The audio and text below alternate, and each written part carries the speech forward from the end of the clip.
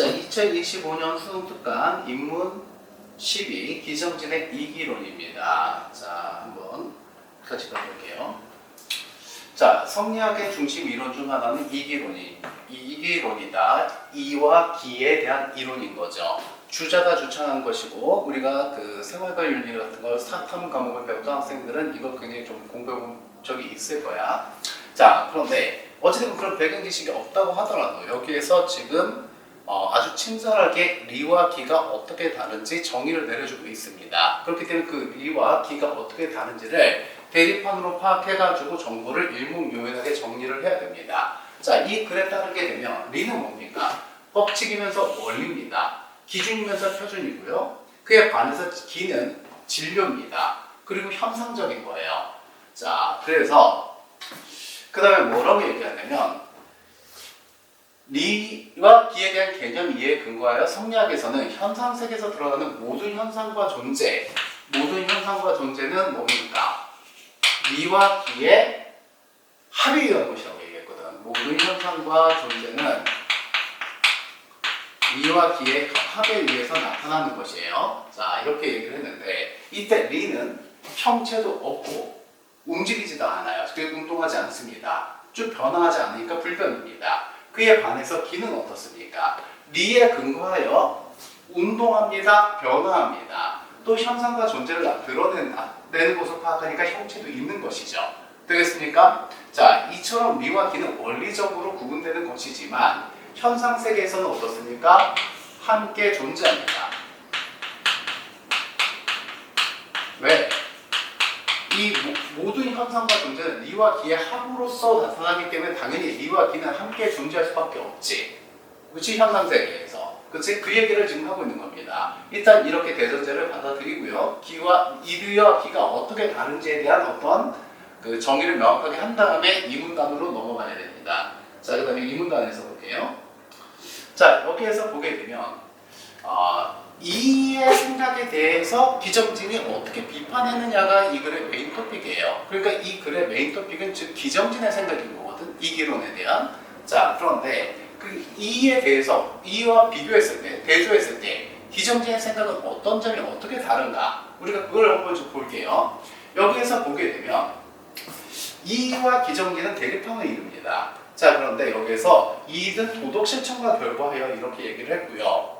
또 기정진도 뭐라고 얘기했어요? 도덕 실천의 근거로서 얘기를 했어요. 즉 이와 기정진은 지금 도덕 실천의 문제에 대해서 지금 뭔가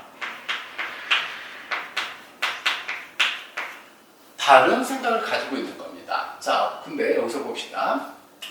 이는 지금 어때요? 리의 역할이 제한적이라고 비칠 가능성이 큰 것이었어. 이는 리가 현상세계에서 운동 변화하는 기의 근거라는 점을 간과하지 않았습니다. 이거 굉장히 중요합니다. 나중에 다시 얘기할게요. 그러나 그의 견해는 움직일 수 없는 리의 역할은 어떻습니까?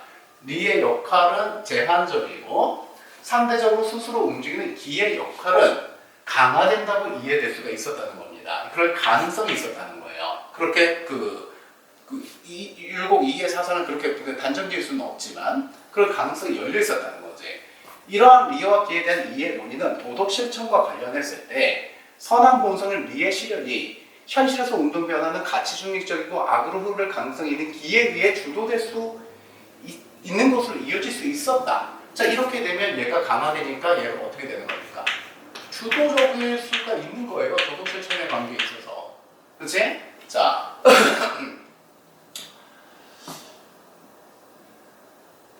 그것은 근데 어때? 성리학에서 추구하는 도덕의 실현을 제한하는 것으로 해석되기도 하였다. 이런 한계를 극복하고자 이의 계승자들은 이기론적 이해를 심화하며 선의 실현을 근거짓는 논의를 거듭하였는데 19세기에 등장한 기정진이라는 학자가 있는 거죠.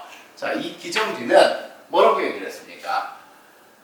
이의 이기론에 대해서 비판적인 논의를 전개하며 도덕 실천의 근거로서 뭡니까? 리의 적극적인 역할을 강조하는 견해를 제시한 겁니다. 자, 그러니까 여기서 얘기하자면 이가 기 쪽에 이렇게 방점이 찍힌다면 기정진은 뭡니까? 리의 방점을 찍고 도덕 실천을 우리가 이야기하고 있는 겁니다. 이것이 일단 이 문단에서 드러난 가장 큰 이와 기정진의 차이인 겁니다. 자, 그 다음에 이제 3문단으로 가볼게요. 3문단에서 보게 되면 조선 성리학 6대가 6명의 대가 중에 한 사람으로 평가받는 기정진의 생각에 대해서 이제는 굉장히 좀 구체적으로 얘기를 하고 있는데, 여기에서 우리가 봤을 때 뭡니까? 기정진이 이에 대해서 갖고 있는 생각인 거잖아. 그러니까 이의 생각에는 가로를 칠 거야. 그리고 거기에 대해서 이제 얘기되는 것들은 기정진의 생각인 거지. 또 이런 글이 나왔을 때 우리가 가장 기본적으로 골격적으로 구조적으로 무엇을 가지고 있어야 되는 건 뭐야?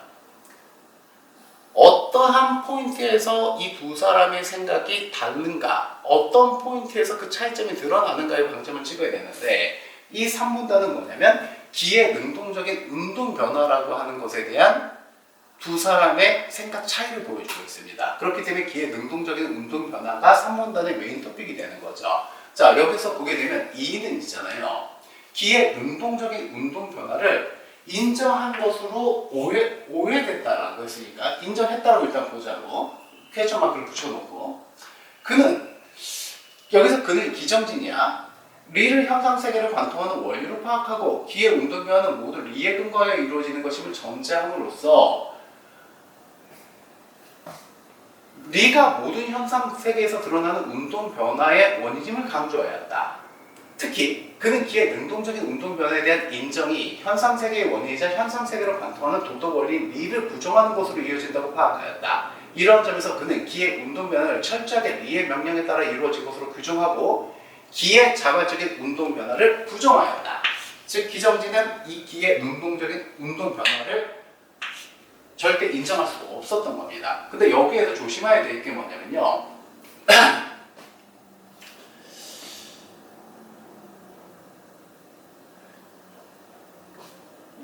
저기에서 우리가 봐야 될 게 이가 있잖아. 기의 그러니까 기가 리와 분리돼서 무조건 능동적으로 주동적으로 운동할 수 있는가라고 얘기했느냐, 그렇게 우리가 오인이 되고 있는 것이냐, 그게 아니라는 점입니다. 그건 뭡니까?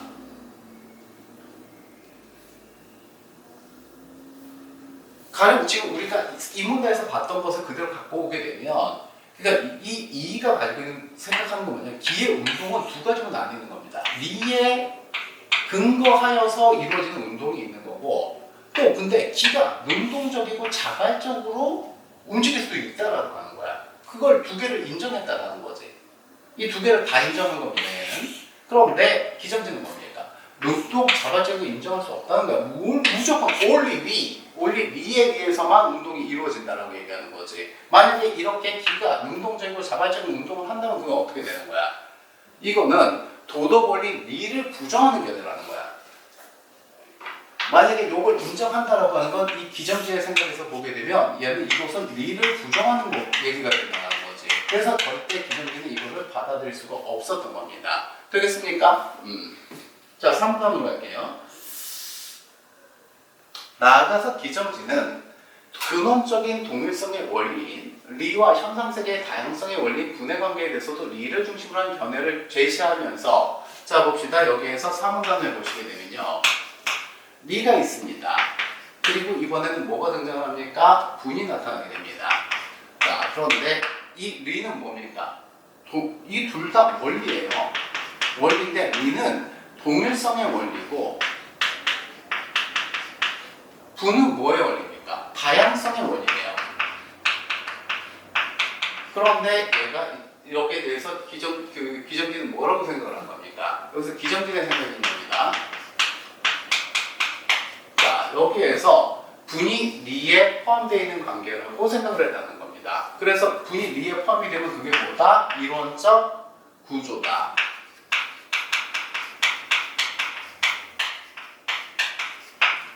자, 그러면서 그는 리와 분이 만약에 나누어지면 경우의 주제, 보편 원리와 현상세계가 유기적 연관성을 잃게 되는 문제가 발생한다고 지적하며 리와 분의 관계가 뭐라고 얘기했어요? 불가분의 관계입니다. 분리될 수 없어요. 쪼개질 수 없습니다. 오케이? 강조하였다. 그는 현상세계에서 다양한 존재와 현상이 드러나는 원인이 기가 아니라 리에 의한 것임을 강조하며 현상세계가 리의 구현임을 원리적으로 확인하고 도덕 실천의 근거가 현상세계에 갖춰져 있음을 확인하고자 하였다. 뭐 저는 리가 계속 중요하다는 얘기를 기정진은 계속 했다는 겁니다. 그리고 마지막 이제 5문단 볼게요. 자, 현상세계가 리의 체계에 따른 것이고 도덕 실천의 근거가 현상세계에 있을 뿐 아니라 실현될 수 있음을 강조한 기정진의 논의는 결국 뭡니까? 그의 사후에 비판을 받기도 하였대요. 특히 이의 학문을 철저하게 계승하고자 한 전우가 이의 어떤 대변인이나 계승자가 되겠지. 신하가 군주의 명령을 행할 때 그 행위는 군주로부터 나온 것이지만 결국 신하의 행위요 군주의 행위가 아니다 라고 말하며 리의 관계에 대한 기정진의 주장을 반박하였다는 겁니다. 여기에서 지금 이제 오문단이 되겠는데요. 오문단에서는 지금 누가 대립하고 나오고 있는 겁니까? 지금 전우가 누구를 비판하고 있는 거예요? 기정진을 비판하고 있는 겁니다. 자, 그래서 그는 기정진의 리에 대한 견해가 리에 대한 성리학의 원칙, 즉 리는 구체적으로 움직이는 것이 아니라는 것을 부정했다고 지적하는 등 여기에서 뭔가 지적이 나왔습니다. 그리고 비판의 강도를 높였습니다. 그러자 기정진의 제자들이 어떻게 나옵니까? 제자들이 이에 맞서 스승의 학설을 옹호했죠. 자, 이에 계승자들 간에 전개된 이 논쟁은 비록 확실한 결론에 도달하지 못했어요. 하지만 현상세계 이해에 그치지 않고 이면에 감추어진 근원적 체계를 직시하려면 똑바로 보려고 한 기정진의 사상은 위장척사 운동 등을 주도한 19세기 후반 이후의 실천적인 유림들에게 적지 않은 영향을 끼쳤다. 즉 기정진의 철학이 가졌던 의의입니다. 이렇게 본문이 정리가 될 수 있겠습니다.